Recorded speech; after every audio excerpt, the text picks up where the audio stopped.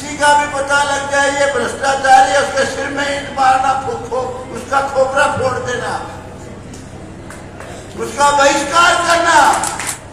तो मैं तो आपसे एक बात कहने आया हूं, जात पात से बचना। जात पात, ऊंच नीच, भेदभाव, छुआछूत, ये सबसे खतरनाक बीमारी है।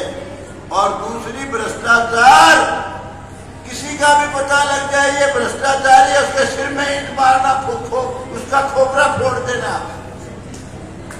उसका बहिष्कार करना, चाहे आपका बाप हो, भाई हो, चाचा हो, ताऊ हो। और दूसरी भ्रष्टाचार, किसी का भी पता लग जाए ये भ्रष्टाचारी है, उसके सिर में ईंट मारना, उसका खोपड़ा फोड़ देना, उसका बहिष्कार करना, चाहे आपका बाप हो, भाई हो, चाचा हो, ताऊ हो।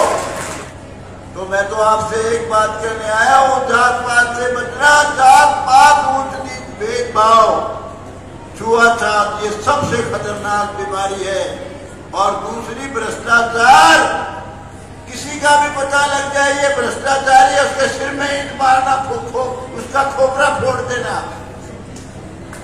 उसका बहिष्कार करना, चाहे आपका बाप हो, भाई हो, चाचा हो, ताऊ हो।